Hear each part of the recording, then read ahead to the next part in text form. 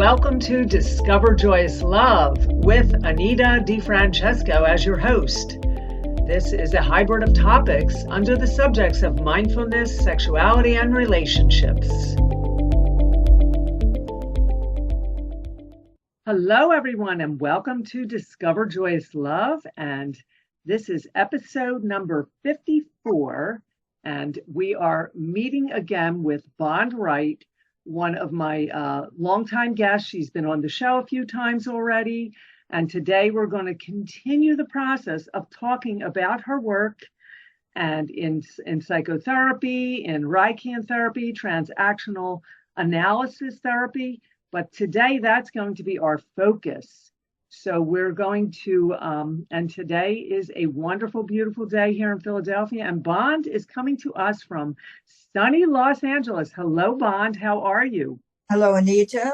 I'm well. How are you? All right. Before I make this introduction about you, it's a long introduction, but it's very substantial and it's very important. Is there anything you'd like to say, as a welcoming moment here?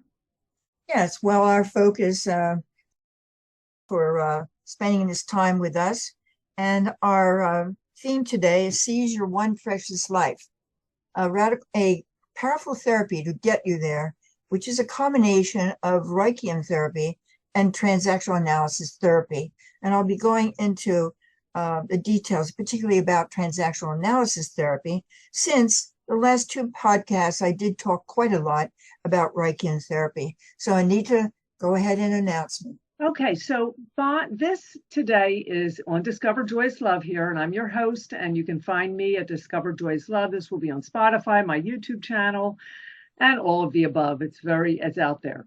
It's an educational teach-in about the human psychological process. And Bond Wright is our guest here, and she is a fourth-generation Reichian therapist. She is also a third-generation transactional analysis. And that's going to be our analyst, and that is going to be our focus today. But let me give you a little bit more about her. She has trained two generations away from the first Reichian therapist, Dr. Wilhelm Reich, himself the creator of Reichian therapy, and he is the creator of Reichian orgonomy therapy. And she was trained at the California Family Program for professionals in Burbank, California.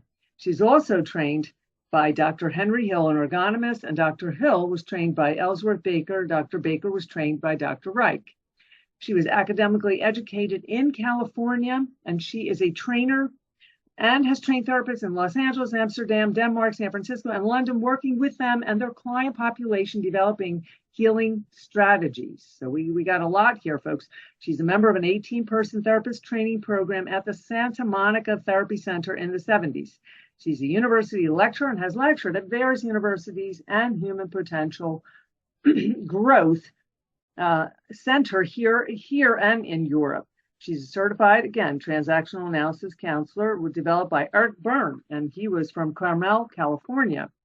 And Reverend Bond is an ordained minister with the Association for the Integration of the Whole Person and teaches cross-cultural anthropological spirituality.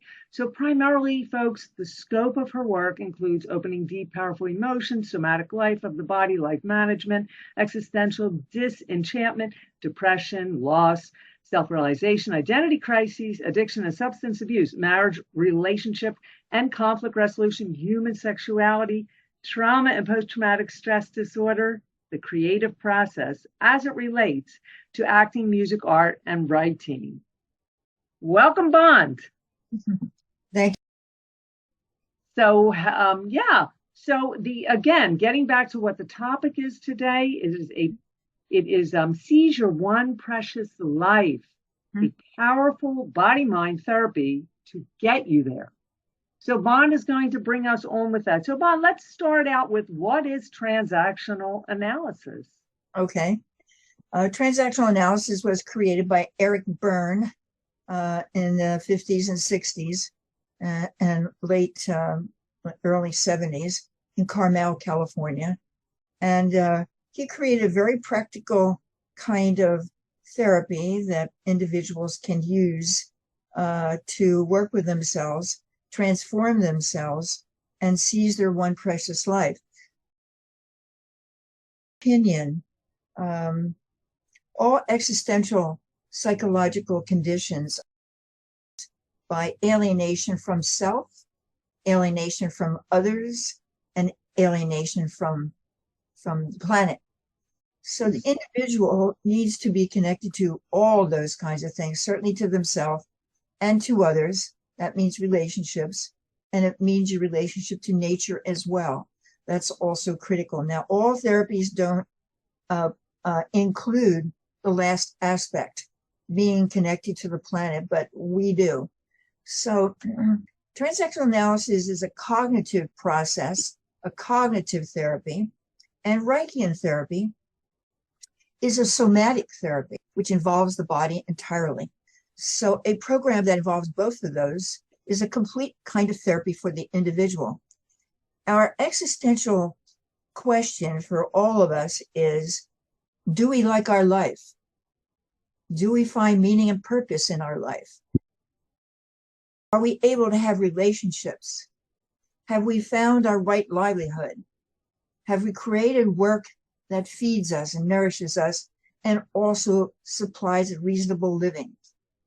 So if none of that has been accomplished, that usually equals psychopathology. So that equals depression, anxiety, obsessive compulsive behaviors, manic depression, schizoid, all of those psychiatric diagnoses that we put on people. So one thing about transactional analysis, how do you combine that with Reichian, or how is that done? Yeah. You can get into that, but I want to know how it's combined. Of course. So transactional analysis is a theory and practice created by Eric Berne, and he looked at what was available, the offerings of the psychological and psychiatric community. That means Jung and Freud and Ellis and all those people. And he said, I don't think it's ego, superego, etc. I don't think those are the ego states that we all are. I think that because we are reared by nuclear families, that it's parent, child, and adult. So he created this whole design of what he thought was true. That these ego states, which is what we are born with these ego states. And he talked about what was in each ego state. And he talked about, I'll tell you what those are. So how many ego states are there? There are 3. Okay. So there's 3 ego states, and you'll get into them. Okay. Right. So what Wright said was, because people are reared in the nuclear family, that they have developed these 3 ego states. Now, that would not be true if you were born an Australian Aborigine, if you were born a Senoi Indian in Malaysia, because they are reared. Child rearing is all the children are brought up tribally, communally. But in our culture, and in Europe, in Russia, and so forth and so on, the nuclear family is dominant. So these 3 ego states are parent, adult, and child. And he talked about what's in those 3 ego states. And he talked about what happens to humans. So he said something that's became rather kind of like pop psychology, sort of trippy, but it's really true. Many of the people in our world that are commenting on the birth of human beings and what makes up human beings, right? So he came up with the idea that the analysis that we are born okay. We were born whole. We were born with all of our senses, all of our emotional and psychological abilities are functioning according to the age that we are. If you're a day old, all of that is functioning. And that we're capable of compassion, we're capable of empathy, we're capable of sexuality, we're capable of all those kinds of things. And then, because he brought very much into the concept of family generational, from family down to family to down to family. and that you yourself may be living by a rule that was created by your great, great, great, great grandmother and grandfather in Russia or somewhere, right? That you were, Interesting. yeah, that you were living this out. So he said all children are born okay.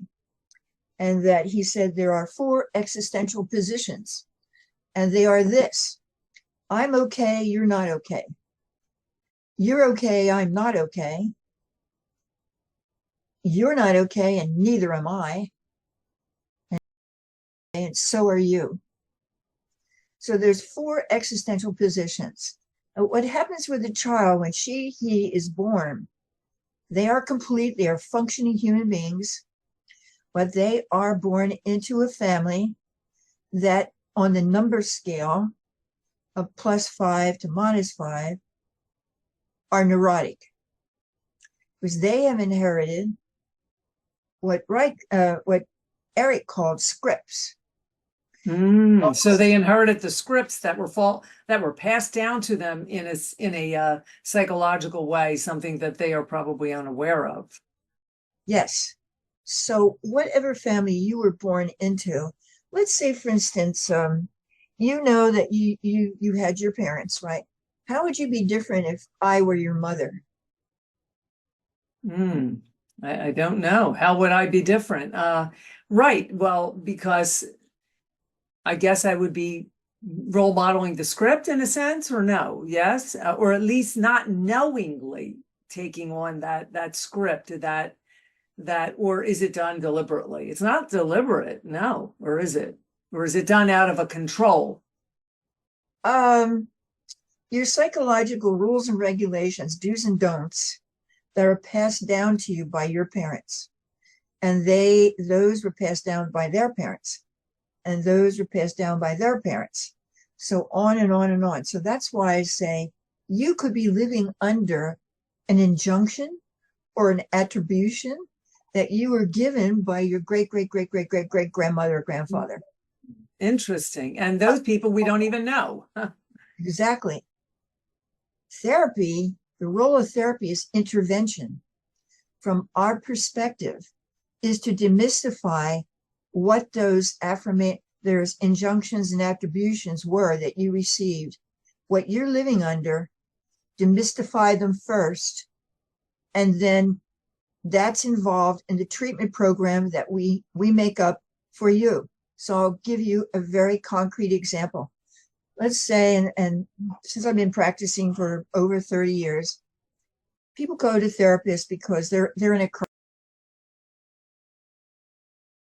And I have a client that comes in and tells me that his father was abusive towards him, was abusive towards his mother, and that he was so terrified on a daily basis, he's a grown man now, that he sits in a corner in his apartment and won't come out. That's how terrified he is. To even get to my office is a big, frightening thing for him.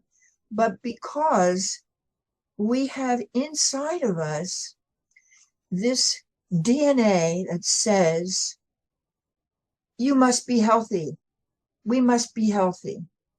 And that DNA will harass you until you get there or not. So people going into therapy, we see it as you have been disrupted from your usual pattern, your usual abilities as a healthy, wholesome human being by the neuroses of your parents. We also include society, who gave rules and regulations, attributions, and injunctions to people. Quick example is you have to be a certain way as a woman, and you can't be a certain way other ways. So we talked about scripts. We create scripts. So if you have a script, the world's a dangerous place, which is the script of my client that I just spoke about. Okay. His father used to do things to him like take him in a speedboat out to an island off the coast of California, a small little island, put him on the beach there, and then drive around his speedboat around the island and tell him, I'm just putting you there for your own good because you're a bad boy. Mm. Mm. Oh, that's terrifying. It would make someone terrifying forever, huh? Exactly. So people have just a horrendous time trying to function, to be a fully functioning human being. It is really a struggle for most people, you know. And I agree. It really is a struggle. And I don't know. I mean, we say that people are doing the best that they can do, but you wonder because they're so split, sometimes. And but such internal strife you're supposed to be leading, and you're not being the person that nature created you to be. Yes, you're going to be in a lot of disruption constantly. So, all my clients in all the years, they certainly have my compassion for their struggles. And I have certainly seen so many people in these kinds of struggles. Everyone goes into therapy hoping it's going to be the solution. And sometimes it is, but often it's not. And we think some of the therapies that have been created are not really functional and don't give the client the tools he or she needs. So, demystifying what your script is, we interview you for 3 hours, and then we write out what we think your basic injunctions and attributions are. Well, certainly the client I'm talking about, he had, don't be you, be what I want you to be, which is mostly dead. mm. Obviously, that's the message his father gave him. Don't be you, be what I want you to be. You better look out, So his father obviously got that from his father, got it from his father, got it from his father. And you can count on it. You can count on it. We have really demystified it at this point, exactly what happens. So through a process of transactional analysis therapy, and also combined with Reichian somatic therapy, I write a program for each person, a strategy, and then we get to work. So some people have absolutely no self-esteem whatsoever. None, right? How could you have any self-esteem if your father treated you like that? Because my father is saying you're worthless, you're nothing. Nobody cares if you die. Right. Yes, and it takes years to dig that out, to come to the surface and see this light again, They live with that for years, and some of these people could be very talented, but it takes effect on them in their everyday life. Exactly. So Wilhelm Wright talked about these childhood practices in quotes, these child rearing. No, you don't need a license to have a child. You don't have to go to school to qualify. I mean, you have to go to school to be a podiatrist. You have to go to school to get a master's degree in whatever field you want to. And want to teach history, you got to go to school for it. Being a parent, no, you don't have to go to school, and anyone can be a parent. Anyone.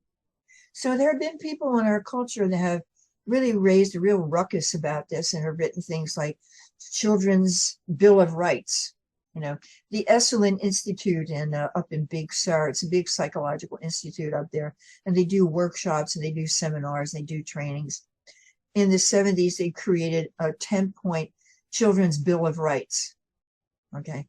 So in those days, it was really looked upon not so much just only your parents, but it's also the zeitgeist in which you were raised. Zeitgeist means the socio-political milieu in which you were born, whatever country you were born in. That also matters too. So obviously, if your country's in war somewhere, that is not an ideal place to really nurture and bring up a healthy, wholesome child, is it? Exactly, like Russia right now. I mean, some people are having newborn babies at this time. Yes. So all of that needs to. So mostly Yes, I have treated some people in other countries, and certainly I have cognition about, I'm sure I do, of the history of their country and the zeitgeist, the sociological milieu in which they were reared in, they were brought up in, so that I can get a sense. It's very different if you were raised in Melbourne, Australia, and then if you were raised in Alaska. I mean, it's very different. Environment always comes into it, you know. So that shapes their psychological outcome in a way. Yes, it does. Yeah, exactly. It's much easier to be neurotic in Southern California than it is in Philadelphia. Oh, I know the difference. Believe me. I need to come back to LA and be more neurotic. I'm still neurotic, but Tell us why. Tell us why, Anita. why I need to come back to California to be more neurotic? So, which you understand the difference. Well, being neurotic is, you know, you're ungrounded. You're not feeling Tell connected me to. the difference between Philadelphia and Los Oh, Angeles. the difference between Philadelphia and Los Angeles. Well, Los Angeles is very spread out, and it's very transient. So a lot of people are not they're not there. They're not grounded. They're there today, and they're not there tomorrow. So that sort of creates an imbalance of people being, you know, isolated in a way. I felt very, you know, there's an isolation there in Pennsylvania, Philadelphia, in Pennsylvania. It's the people are much more intimate. They're much more bonding. They're closer. They're more provincial. You know, and this is a big city, but it's a small city, not like Los Angeles, because the isolation is there because it really is a very spread out place. But then again, it's a really imbalance of men and women there too. You know, there's more women, and you Yeah, got the entertainment business that sort of puts something on top of everything there that makes right. yeah. So I mean, do you feel that way? Yeah. Definitely, you know, my origin is also Philadelphia, you know, but there are some definite good things about this place as well. If you are post-traumatic stress disorder, if you're that, there are some good things here, like an abundance of therapies, an abundance of good therapy. Oh, sure. There were. I mean, there's the opportunity there for that. It's cutting edge. California is cutting edge. Really, That's what I like about it. It's very right. cutting edge on just almost everything. Exactly. So there are, and more so in the past, and there's also the beauty and the stable weather, you know, those things. Philadelphia is cold country. Cities like that are rough to deal with when you're PTSD. You know, it's a lot harder for people. So Eric said there are basic attributes and injunctions that each human being is given. And he talked about, I go back to the ego states now. The ego states, parent, adult, and child, PAC. In your parent ego state, Eric says that we're all born okay. I feel okay about me. I feel okay about you. And I love going to the park. That's being connected to your environment. And then I'm born into a family that has some very neurotic people in it. So you know what a number line is? You know what that is? Okay, the No. number line is the arithmetic line plus five, plus one, plus two, plus three, plus four, plus five. Okay. Oh, right, right. Okay. Sure. Minus one, minus two, minus three. So if you're born into a +4 family, this family is all right. They have certain rules and regulations for you. You know, don't eat, don't talk with your mouth open at the table. You know, if you're going to go so far as to have sex, make sure you're going steady first. You know, they have they have basic rules. You know, you have to do your homework or you don't get your allowance. You know those kinds of things. So it's reasonable. It's a kind of banal middle class family. You're not going to get any like "don't the world's a dangerous place" kind of injunction from that kind of family. You won't, because they're not into harming you, not into leaving you on a little island out in the wood in the ocean. You know, and it's amazing what people do to their children.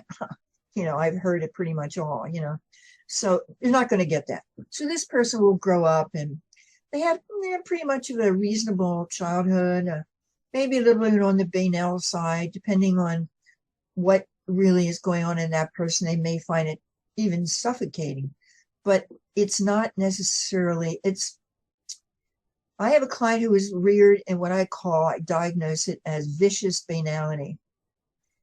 Seems like seems like a contradiction, but it isn't. Banality can be really vicious for those who are talented, those who are like really smart, those who like have the ability to be really creative. But all the structures and all the rules and regulations of a +5 family can be suffocating. And so that person might even come in with that problem. I can't figure out what I want to do.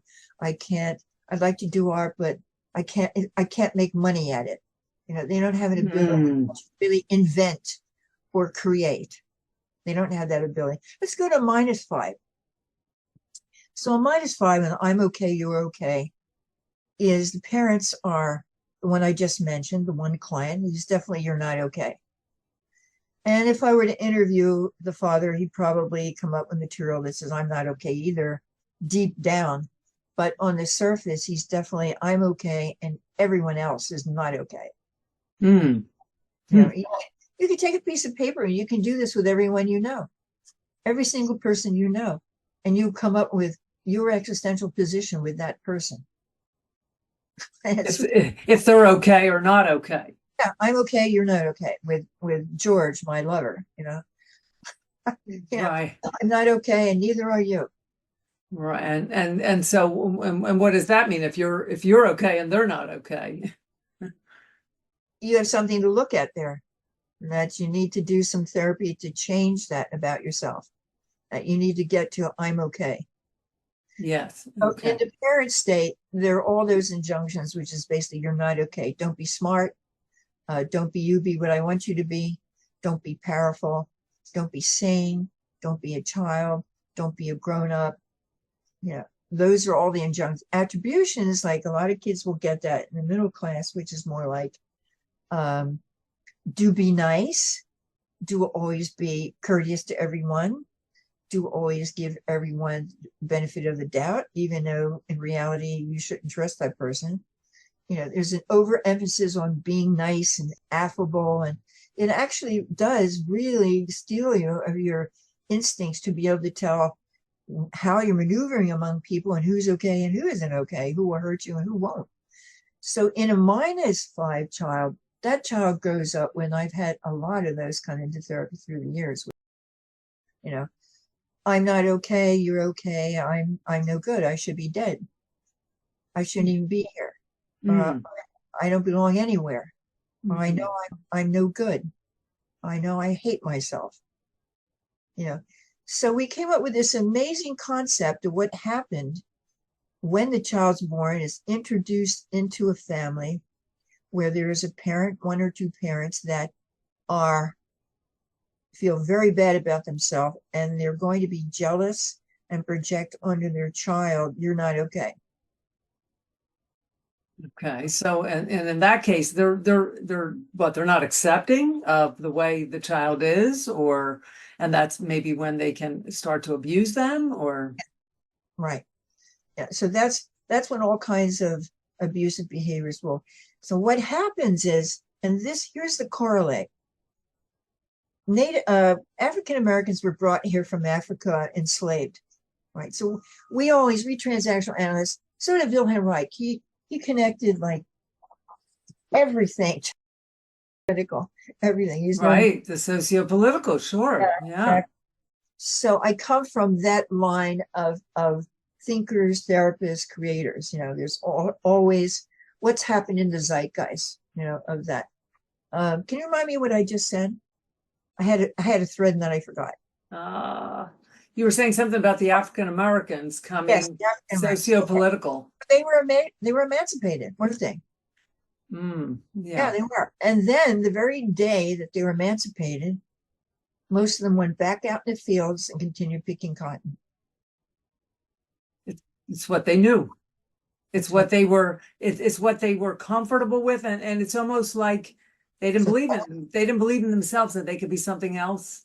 So that was their internalized critical parent, which was the white overseers, the white masters, the white whoever laid all that script on them. You're just, you know, a mud person, and you're nothing. Get back out there and you're just for work. Okay, that's on a large scale. And so what happened in that group of people, there were some that did manage to escape that. And they did manage to, oh, great, we're emancipated. Let's go now build a black Wall Street Journal, a Wall Street, whole city where we can make money. Right. Once you get the emancipation. But some of them got a little bit better treatment than the field folks. Maybe they were working in the house as the house servants. So they got better food, they got better clothes. Right. I've seen in some of those movies, the way that goes. The same thing happens with the individual.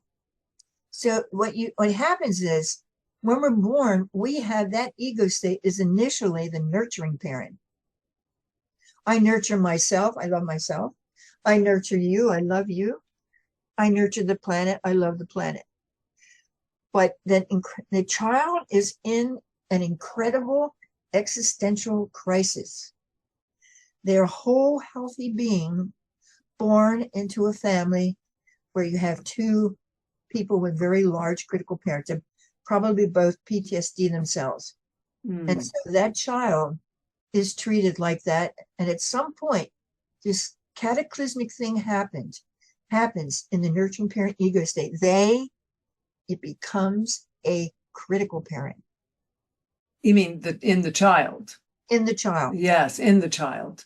Right. So that's where those head voices come. They're always, that's the critical parent talking to them. You're nobody.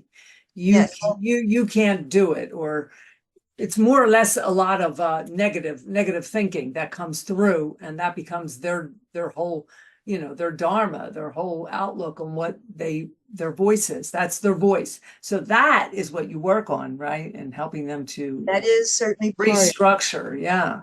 Get rid of it. And eventually, through a variety of therapeutic practices, turn it into a friend. So usually what people will say, oh, you hate yourself. Well, then that in of itself is kind of like shaming. It's, oh, what's wrong with you? You're not cool. You hate yourself. The discovery of the critical parent is a monumental thing that ever happened, because it gives the client an ability to understand, oh, that's not really me. That's the critical parent. And that's what I got from my parents. Right? So this plays out even among large groups like African Americans, women, all kinds of people. It plays out. If you can understand it's that part of you, you're not born that way. You got it from your parents, you got it from society. And you really are, in your natural state, a nurturing parent. You nurture yourself. You hurt your leg and you go, oh, that's terrible, hit it. No, you nurture yourself. You go and you get like a nice bandage and you clean it nicely and you're nice to yourself. That's what the nurturing parent does, and nurtures everyone else. Now, in the adult ego state, we have an adult, whether we are 3 or 80. When we're 3, it's called a little professor.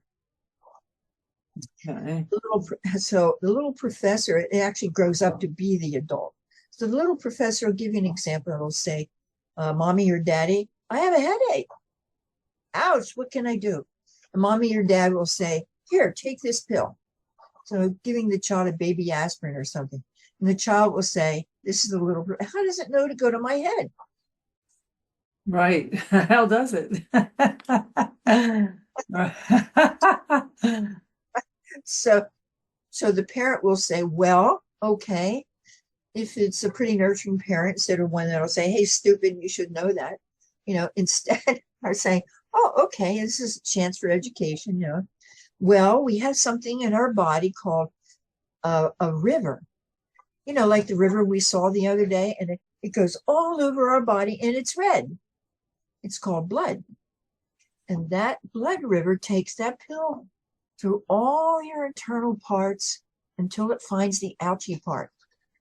And then it fixes it. And the child, with a nurturing parent, this person is obviously nurturing, finds out and grows up to be an adult. A child in that kind of environment grows up much more to be a functional human being. much more than the ones I've described. So I'll give you, so that's the adult. The adult is, you're in your adult. I'm in my adult now. I happen to be also someone in my child. Why am I in my child? Because I hope that what I'm saying is entertaining. I hope that I'm delivering it in a really pleasant way, So the child ego state. So when you're in your adult, it has no emotions, and it has, it's all information. What time is our podcast? 1:00 on Friday. That's what the adult does. Now it will do things like say, you're hiding in the corner in your apartment. I think you can get help. I heard someone mention Wright's name. Let's go call up Wright. And the child will say, no, I can't do it. I'm too scared. I can't do it. The adult can take over. No, we're going to do it. And the adult goes over the phone, calls up Wright and says, I'm so-and-so, and I'd like to have an appointment. That's the adult in charge. So it really, we can look at, do Black people, did they have good adult ego states in those days? No, they didn't. It was ruined by their sociological position. They weren't allowed to be adults. Are women allowed to be adults? More so than they used to be. More so than we used to be. So a strong adult is very important to develop. It's the one that really runs our life. Okay, it's 3,000 miles and get your car lubed. That's the adult talking. So let's go to the child. The child's really amazing, right?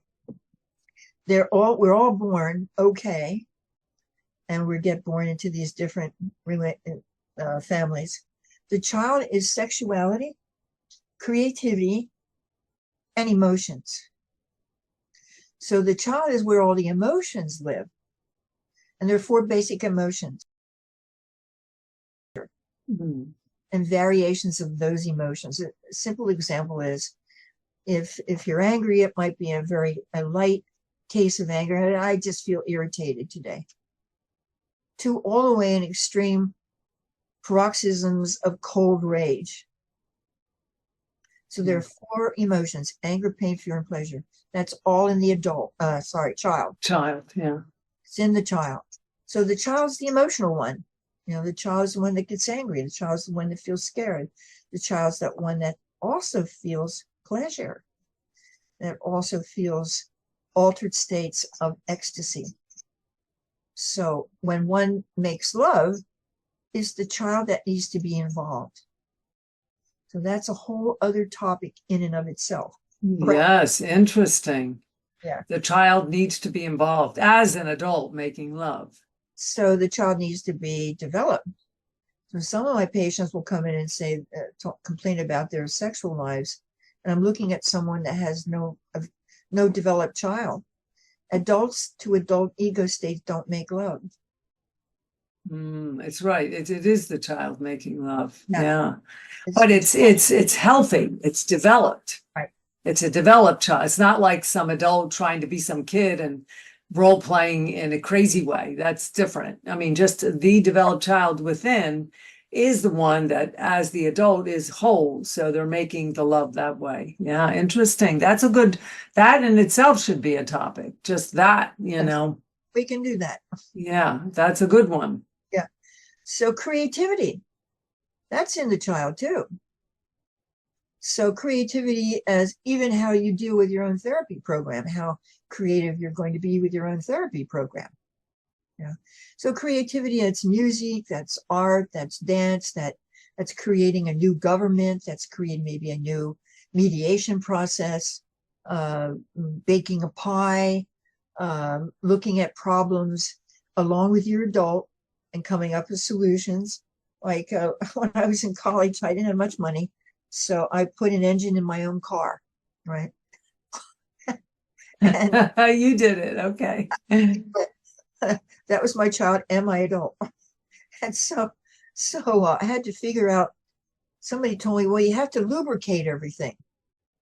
And so I didn't know what that meant, so I went and I bought I went out and I bought some really organic body oil.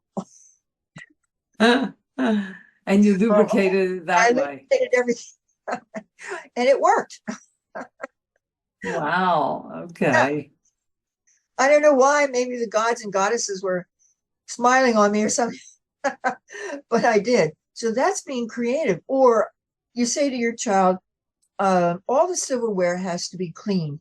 What do you suggest? So all the kids are jumping on it. Okay, soap, we use soap. And one of your kids says, no, yes, let's use toothpaste. So I don't That's understand. creative. That's creative. So I don't say, oh no, that's your teeth. No, I just let it happen because I'm a good mommy, right? Okay, let's see where this goes.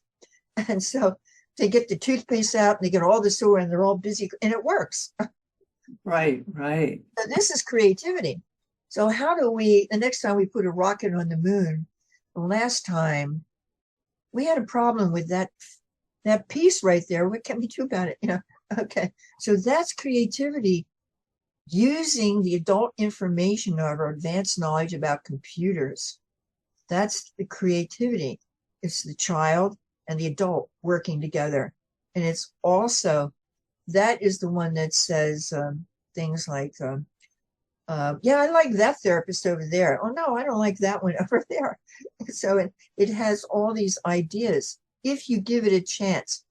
If all humanity had been given a chance, and we saw that in the 70s with great social movements, people were given the chance. Child ego states were given the chance. We created all kinds of things. I mean, even things as simple as AAA. I mean, AAA, Right. it was created in the 70s, you know, Right. get a whole bunch of people to put a certain amount of money in, and then everybody gets to have 4 turns through the year. It works.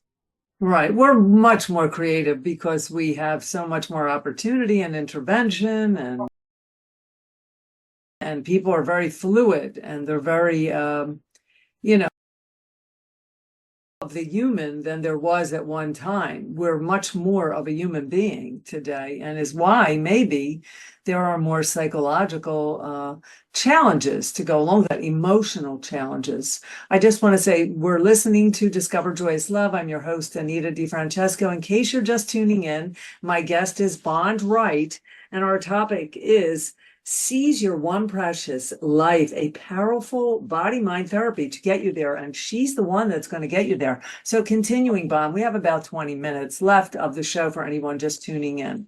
Thank you. So it's an incredible,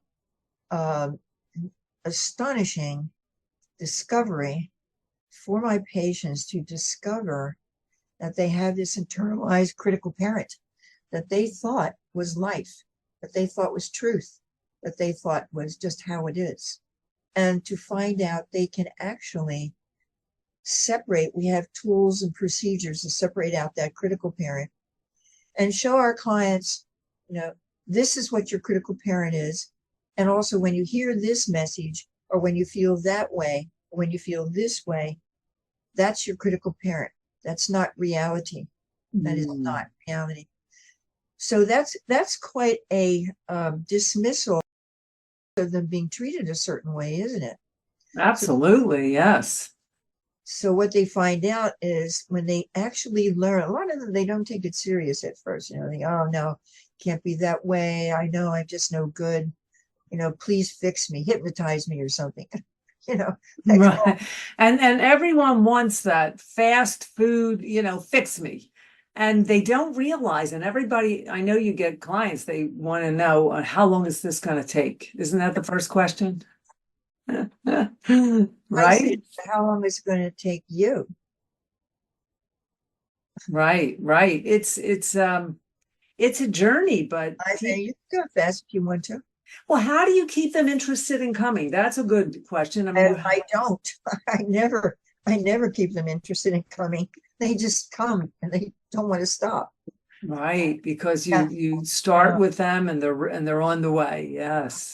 Their lives change right away. Yeah.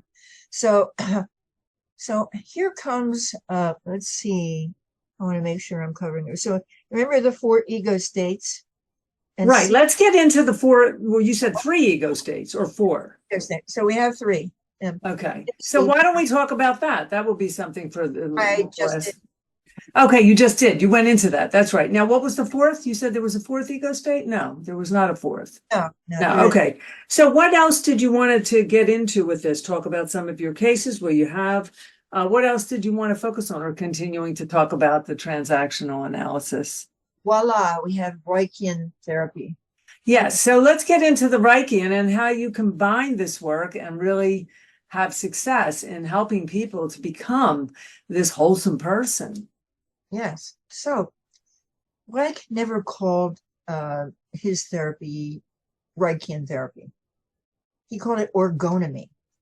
And just really quickly, he discovered a universe that he called the life force, orgonomy.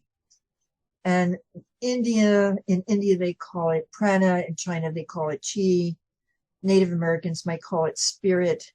Reifenbach called it animal magnetism. Everybody had their name, for this energy. And Reich came a long way. You have to understand that Reich came out of in the point of human history, a horrible time, the rise of fascism in Europe.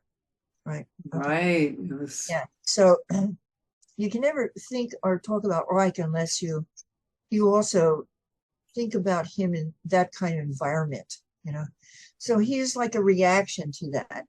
He created a therapy that would be in reaction to that. It's a vast topic. I won't go too much into it because we don't have time to do that. And I did talk about more in the previous podcast. Yes. Yeah. So Wright created. We created this term for this therapy in the 70s. Young whippersnappers that we were. We call it Reichian therapy. We don't call it ergonomy. There isn't a college of ergonomy here on the East Coast. He came from Europe and he established the Center for Ergonomic Studies. It's in Maine, and the library is there, and there are lots of workshops that go on and training and so forth. But he never developed any procedures for group work. His work is all focused just like on the individual's body plus emotions, right? Those 2 things. Right. Okay. And, so, and of which he then called ergonomy. And he had a certain procedure that he did. And I do practice ergonomy when it's appropriate at times, but it's not my favorite approach, right? It's not an end all be all. I don't think that it is a good complete therapy. That's a big statement that I just made. Okay, I made a huge statement right there. I do think people live in the modern world and they need to do more than go get on a mat in somebody's office and just open and work with their bodies. Life is a challenge and we need to be functional and we need to be able to understand ourselves and bring our powers to bear, into whatever, like choosing your one precious life. That is the goal. You can live a life where you've missed the boat entirely. That's tragic. Or you can seize your one precious life. How do we go about it? So I'm talking about how to go about it. All right. So we created, we do practice in groups. We believe that people need to be around other people, that you learn from other people, that it cuts down on what we call transference onto the therapist. We develop very complex group techniques. You've been in a group yourself. You know that there's all kinds of techniques, and the central focus is what's called a intensive. An intensive is when the client goes on a mat, and then I work with them directly to loosen their armory, to loosen their emotional blocks, and to open their emotions. And believe me, some of them do not need a whole lot of help. They just need the technique. They just need the chance. A point I've talked about in earlier podcasts is I had a client that came in. He had a 3-piece suit on. He looked very formidable, happened to be an attorney, and you wouldn't want to get into a fight with him. And, he was just looked very sophisticated. In 3 sessions, he's on the mat screaming. screaming it's coming out, coming out, coming out, coming out. Right. Interesting. He came complaining about being terrifyingly a procrastinator. And this is terrifying for an attorney. You have to file your legal papers on time. Otherwise, you're in trouble. You can't mess up. You can't. So in order for him to really get his materials on time, he had all kinds of machination as he was creating with the people in his office. Begging him at the last minute, having to pay them more, feeling embarrassed, all kinds of terrible stuff. Should not be. I can tell you, people really suffer terribly because of what has happened to them.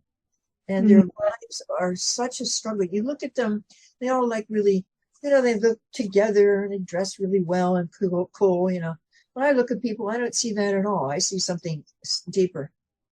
I see something a lot deeper. I don't look at, that surface what you see. I mean, you can look at me, I look very suave, this and that. Well, I've also come from a tough background and I had a lot of Reichian therapy before I went into training.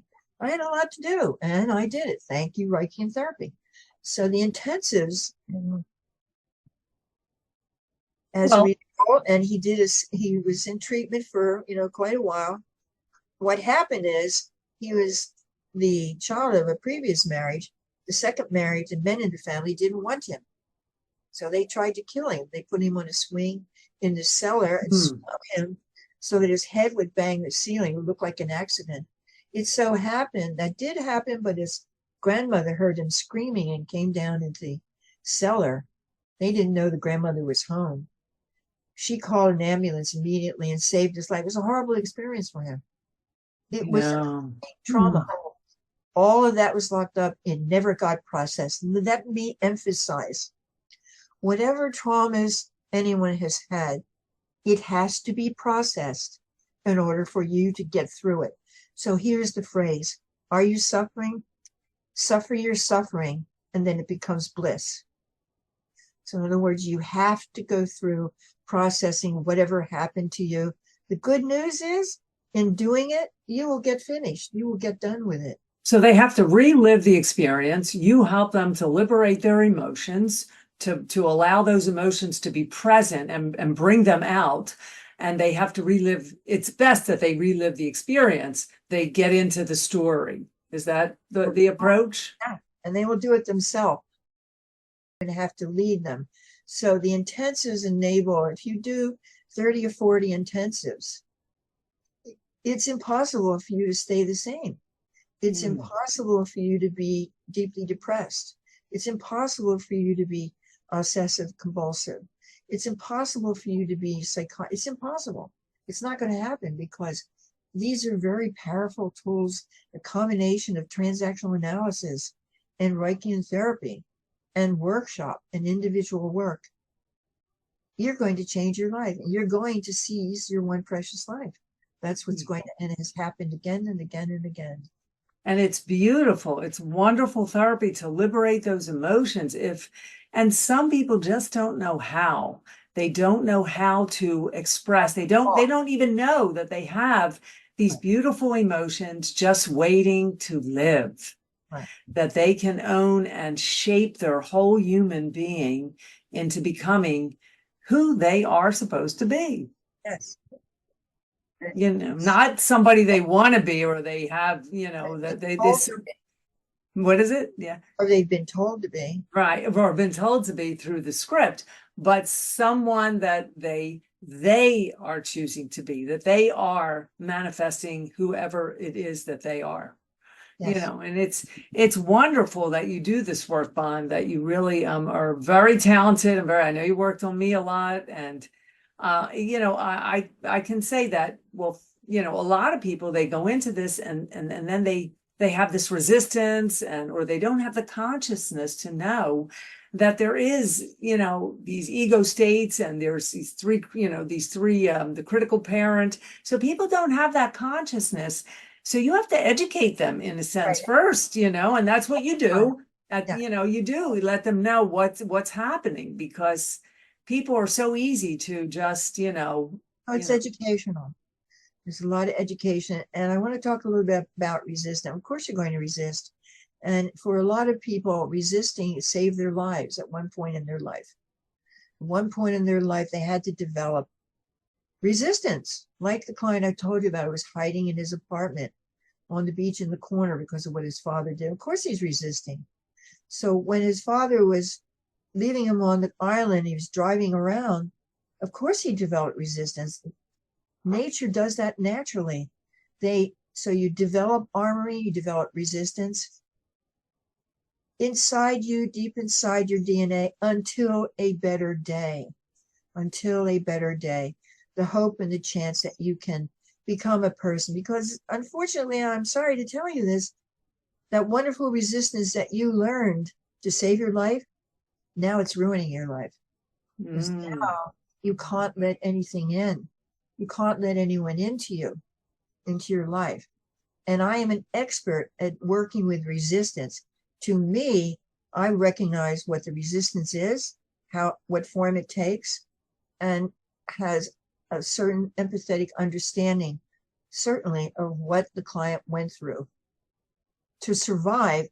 But darn it, later in your life, now your resistance is ruining you. Right. And at some point, I'd like to get into narcissism, the narcissistic character, because a lot of this is narcissism with these type of people that are resistant and they're staying in the ego state. Well, or I would like to hear your take on that. Sure. Well, it's the term narcissism is like now very popular. Yes, it is. Everyone's a narcissist. Right, exactly. And this has happened like, I don't know, the last 8 years or something. Like everything it's actually critical parent. Yes, is what it is. But there's a lot of resistance with that critical parent, because as an adult, they kind of define that. Yes, define it. So as an adult, if they have the critical parent that is there and they act in resistance, they sort of swallow their feelings. They block their feelings. Huh? Give me an example of resistance. Well, like if someone that I don't know, I can't explain, but they don't allow the emotion to be there, so they stay. They have a push and pull kind of personality. Other child suppressed. Yeah, the push and pull kind of personality where they're not freely joining in the harmony with another human being. Well, we use transactional analysis ego states again. So that means that child is blocked and or blocking, and that their critical parent is telling them not to be that way, not to do that sort of thing. Right. So so there's many, but this narcissism is a big, every day they throw that word around. That word is being thrown around. Also, I think it's not to put down anyone. I think that people are desperate for explanations about other people they have to deal with and their own psychodynamics. So they heard this word and now it's like a wildfire. It's like a tsunami. Now everybody is narcissistic. But it's really that critical parent.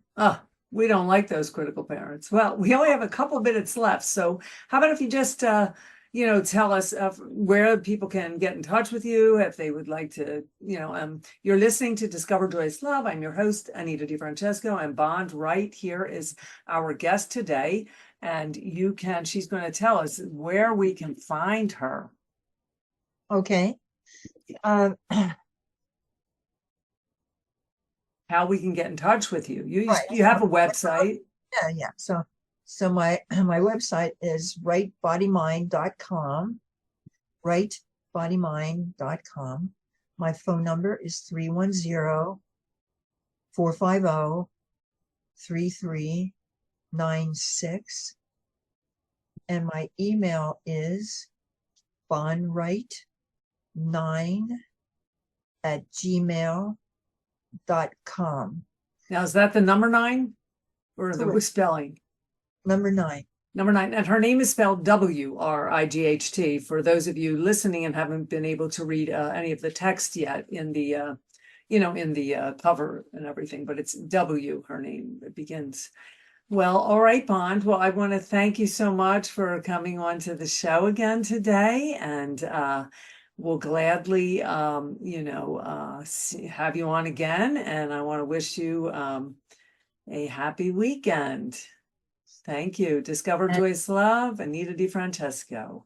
yes, and seize your one precious life, which I think you have done, Anita. You've done quite a lot along that, and I really appreciate your setting up these conversations. It's kind of like our own little private salon, isn't it? Yes, right. And bringing it to light. So we're all about seizing that one precious life. Okay, thank you, everyone. I'm going to say goodbye.